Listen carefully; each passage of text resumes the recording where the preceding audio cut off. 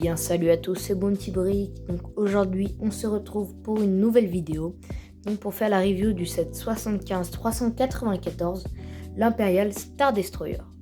Donc pour commencer, ce set est sorti en 2024 au prix de 169,99€ chez Lego. Donc le set contient 1555 pièces et il est toujours en ligne sur le site Lego.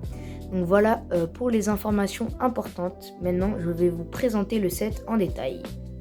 C'est parti, je vais commencer par vous présenter les figurines. Donc tout d'abord, nous avons un Imperial Gunner. Donc vraiment une magnifique figurine avec les jambes imprimées et un petit blaster. Donc vraiment, je suis trop content d'en avoir une de plus dans ma collection. Ensuite, on a un Imperial Crewmember. Donc pareil avec les jambes imprimées et son petit blaster avec sa petite casquette. Donc vraiment magnifique figurine. Ensuite nous avons un petit Stormtrooper. Donc c'est pas le moule de casque que j'aime le plus, mais il fait l'affaire. Ensuite nous avons un Imperial Navy Trooper. Donc c'est ma première version d'Imperial Navy Trooper. Donc c'est parfait. Surtout qu'elle est vraiment bien réussite. Bon, pas de jambes imprimées pour cette figurine. Ensuite nous avons le commandant Praji. Donc je suis trop content d'avoir un Impériaux avec un nom. Donc voilà, super. Ensuite, nous avons l'incontournable Dark Vador. Donc très belle version avec sa petite cape. Et pour finir, nous avons le fameux Cal Kestis du jeu vidéo Jedi Survivor et Jedi Fallen Order. Donc j'ai rajouté une sacoche et le BD1. Donc voilà, je suis trop contente d'avoir eu cette figurine. Surtout qu'elle coûte maintenant assez cher sur Vinted. Donc c'est une figurine des 25 ans, voilà, de Lego Star Wars. Donc voilà, vraiment superbe figurine. Je l'ai mis dans ma dernière mock du coup de Jedi Survivor. Donc c'est tout pour les figurines. Donc maintenant je vais vous présenter l'Imperial Star Destroyer. C'est parti, je vais vous présenter donc l'Imperial Star Destroyer. Donc il est plutôt massif, il fait 29 cm de longueur sur 16 cm de hauteur. Donc il est quand même assez imposant. Donc voilà, il a plein de petites fonctionnalités.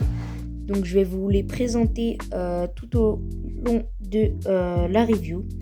Donc c'est parti. Donc là je vous fais un peu tourner le set. Donc voilà l'extérieur du set. Donc là on a les réacteurs qui sont plutôt sympas. On a des canons ici. Et donc voilà, là on a le petit centre de pilotage. Donc vraiment je trouve que ce set est magnifique. Donc maintenant je vais vous présenter les petites fonctionnalités du set. D'abord pour la première fonctionnalité, on peut faire bouger donc les canons avec une languette ici. Et de l'autre côté c'est pareil. Donc, je vais vous faire la démonstration aussi. Hop, voilà, c'est plutôt sympa. Plutôt attractif. Ensuite ici nous avons des canons de jouabilité à ressort. Donc on peut envoyer un missile comme dans les films. Donc voilà. Ensuite là on a deux petites trappes qu'on peut ouvrir pour prendre l'Imperial Star Destroyer. Donc c'est vraiment bien équilibré je trouve. Quand on le prend, quand on veut s'amuser avec, c'est plutôt pas mal. Donc voilà pour les fonctionnalités intérieures. Maintenant je vais devoir ouvrir le set. Donc pour l'ouvrir il faut enlever cette trappe ici. Donc voilà, je fais un peu de place. Et donc on peut déplier chaque aile une par une.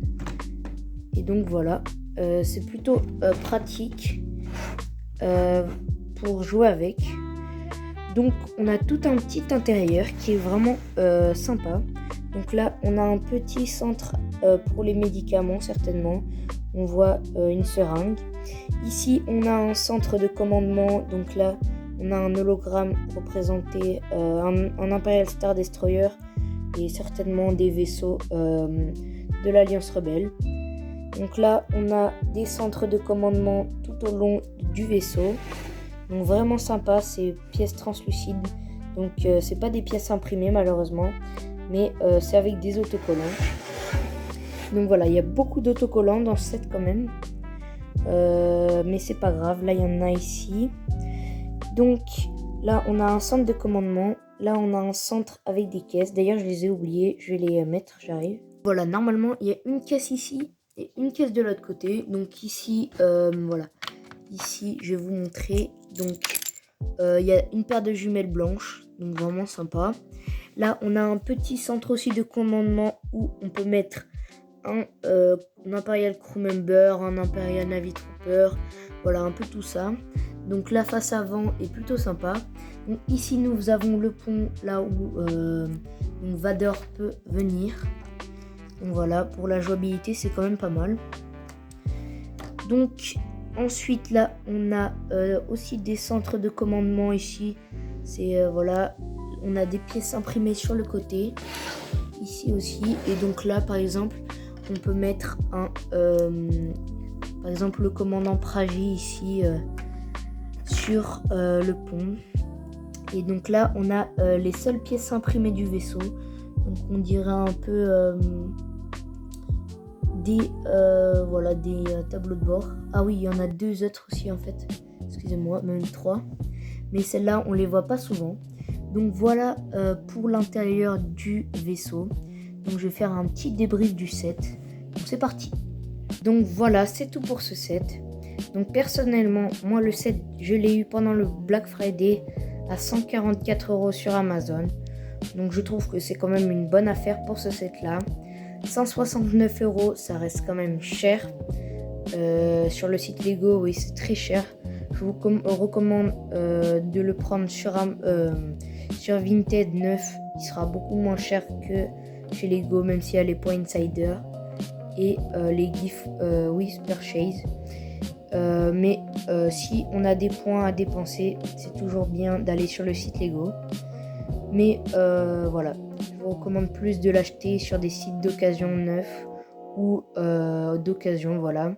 Parce que il est vraiment super ce set. Donc il est vraiment indispensable pour une armée impériale. Et voilà.